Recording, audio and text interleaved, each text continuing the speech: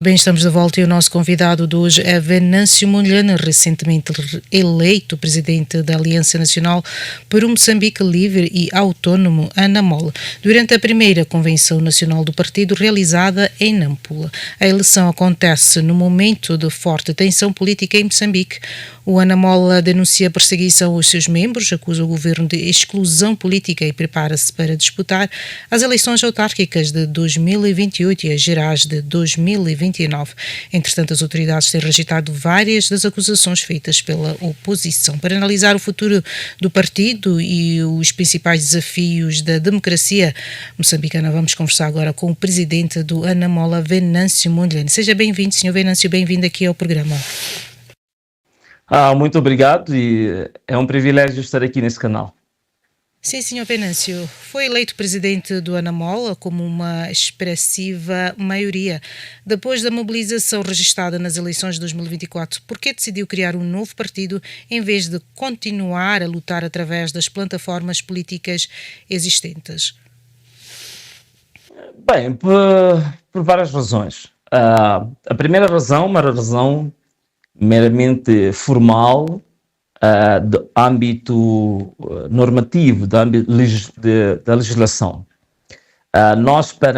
Em Moçambique, nós temos um sistema político, eleitoral, em que para nós, por exemplo, para quem se candidata para a presidência da República e para viabilizar o seu próprio programa político, a sua perspectiva de sociedade, ele precisa ter um apoio parlamentar, tem que ter um sustento parlamentar. E nessa perspectiva era importante que nós nos preparássemos agora para ser o próximo governo de Moçambique e ter o devido apoio no poder legislativo. Esta é a perspectiva formal, mas também existe uma outra perspectiva que é do âmbito humano, do âmbito pessoal, que eu tenho milhares de quadros que praticamente vêm trabalhando comigo nos últimos 3 anos, e nós trabalhávamos dentro daquilo que se chamavam globalmente do projeto venancista.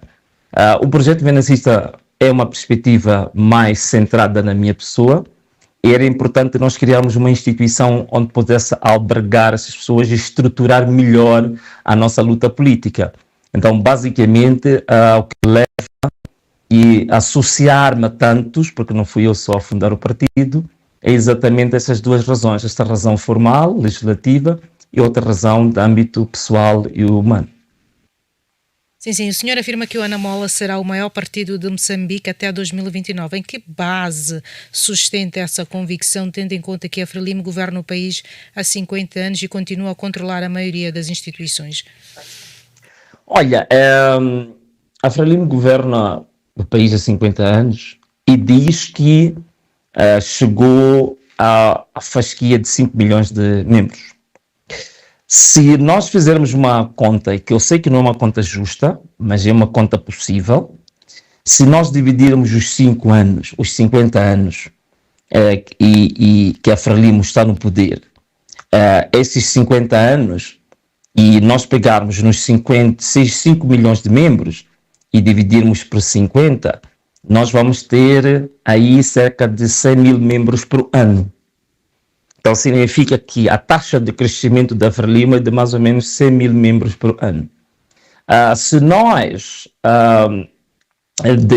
neste momento compararmos com a ANAMOL, nós tivemos 100 mil membros em apenas 15 dias.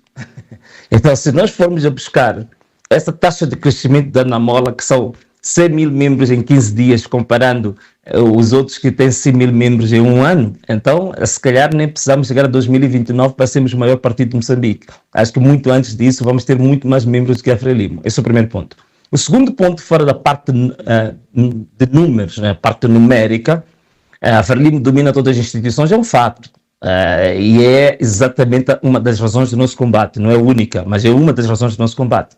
É por isso que nós, no nosso manifesto, no nosso programa de governo, o primeiro pilar que nós temos é a reforma do Estado. E um dos elementos da reforma do Estado é exatamente a despartidarização do próprio Estado, ou aquilo que se pode chamar também de apartidarização do Estado. Quer dizer, o Estado funcionar, como os brasileiros gostam de dizer, um Estado impessoal. Portanto, um Estado que não depende de fulano de X, Z ou Cicrano, que não depende dos partidos X ou Y.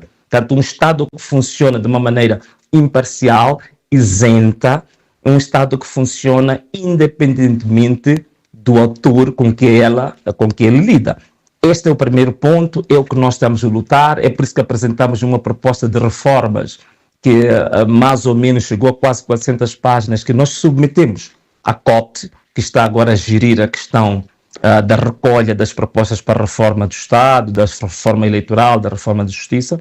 Portanto, nós apresentamos isso exatamente porque nós acreditamos que este é uma forma irregular, invulgar e anormal de uma instituição formal de funcionar. Portanto, a instituição do Estado não deve funcionar em função de um partido. Os partidos passam, o Estado fica.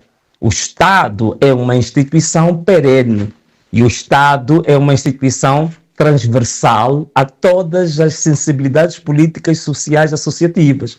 Esse é que é o Estado normal. E como nós estamos a lutar para um Estado normal, nós não consideramos a anormalidade que está a acontecer agora, é que a Frelimo continua a controlar o Estado. Sim, Sr. Venâncio. A Ana Mola também denuncia que dezenas de membros do partido foram assassinados e centenas sofrem perseguições. O que é que exige concretamente do presidente Daniel Chapo e da Procuradoria-Geral da República perante estas denúncias? Bem, o que nós exigimos é simples. Nós não exigimos mais nem menos do que aquilo que a nossa Constituição preconiza. Portanto, a Constituição preconiza um conjunto de direitos fundamentais, entre os quais o mais nobre é o direito à vida. Então, se entre os direitos fundamentais o mais nobre é o direito à vida, digamos, o governo e as instituições de justiça, nas quais referiu-se a Procuradoria, o que tem que fazer é obrigação de cumprir com este dispositivo, com este comando constitucional. Então, o que nós exigimos é que, tendo-se violado um direito fundamental de pessoas em particular e também de membros de um certo partido, o que nós exigimos é que haja investigação, haja, digamos, responsabilização das pessoas que estão por detrás desses assassinatos, dessas violações de direitos humanos muito graves. Tanto as pessoas que morreram, portanto, nós temos um saldo de 56 membros do partido que foram deliberadamente assassinados pelas Forças de Defesa e Segurança em apenas um ano, e temos cerca de 450 casos de violência grave que ocorreram contra os membros do nosso partido, incluindo, entre estes, cerca de 150 casas que foram incendiadas dos nossos membros e alguns casos, digamos, com requintes de uma desumanidade jamais vista, em que nós tivemos, no caso da província de Tete, no distrito de Macanga, 8 membros que foram assassinados e lançados numa vala comum, que nós fomos lá, fizemos as filmagens e isso ficou provado.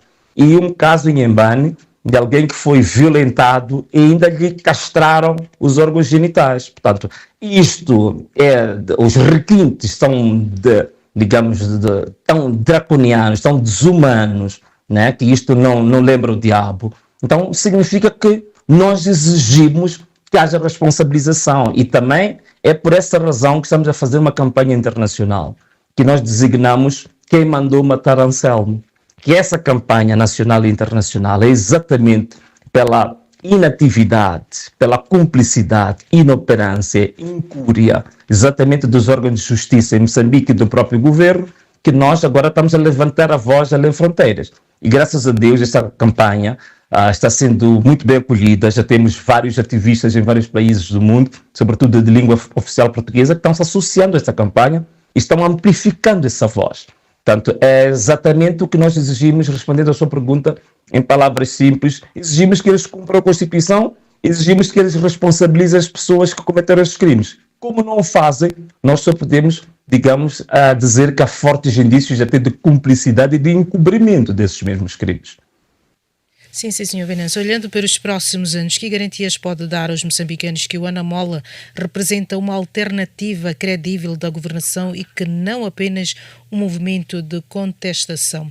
E caso seja presidente em 2029, quais seriam as 3 primeiras medidas que tomaria nos primeiros 100 dias da governação para responder às principais preocupações dos moçambicanos? Bom, bem, primeiro começar a primeira parte da sua pergunta, que tem a ver com quais são as garantias que nós damos que somos realmente uma alternativa credível. Bom, as garantias, eu acho que mais do que palavras, nós temos as garantias por aquilo que já demonstramos. Porque por palavras é simples, né? A gente pode dizer somos os melhores do mundo, por aí fora, e vamos fazer isso. Mas o que nós já demonstramos é fora do discurso.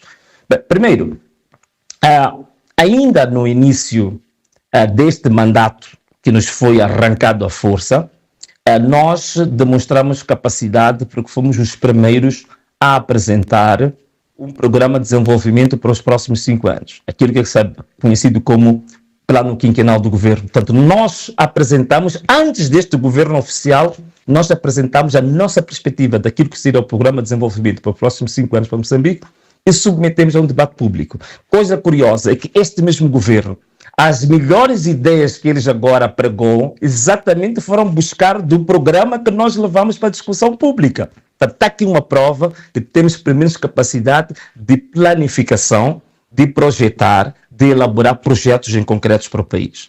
Este é o primeiro ponto. O segundo ponto é que, neste momento, em termos de elaboração de políticas públicas, isto é, de projetos em vários setores-chave da sociedade que podem desenvolver e alavancar, nós, neste momento, não temos comparação.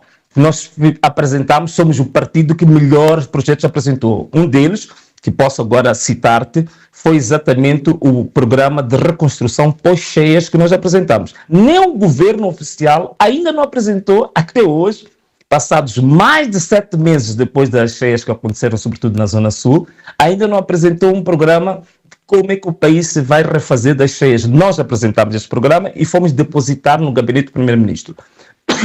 Perdão.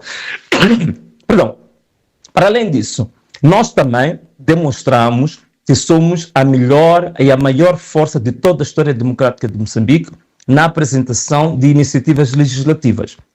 Portanto, nós até hoje já apresentamos ao Parlamento 19 projetos legislativos, 19 propostas legislativas, projetos que quando é produzido pelo próprio Parlamento. 19 propostas legislativas nós já apresentamos e só para tu teres uma ideia, o melhor mandato em que a Assembleia da República teve foi de 2015 a 2020. E eu, nessa altura, era deputado e era relator de uma bancada. E o conjunto de iniciativas legislativas produzidas por todas as bancadas juntas em 5 anos foi de 5 iniciativas legislativas. E veja só, Ana Mola, em menos de 1 ano, já produzimos 19 iniciativas legislativas. Então veja a comparação.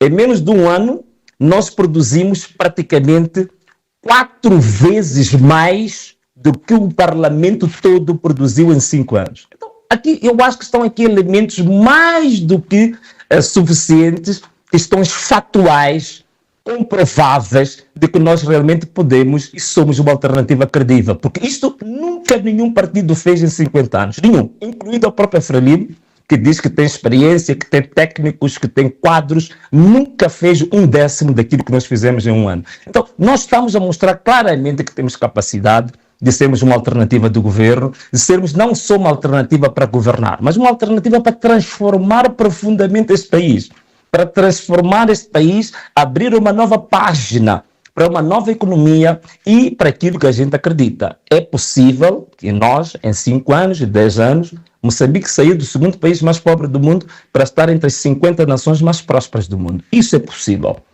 E nós já temos vários projetos apresentados nessa matéria que comprovamos que não é preciso pedir dinheiro ao Banco Mundial, nem ao FMI. Com o dinheiro que o país tem, com os recursos que o país tem, é possível nós fazermos uma transformação radical dos indicadores sociais e económicos que o país tem hoje.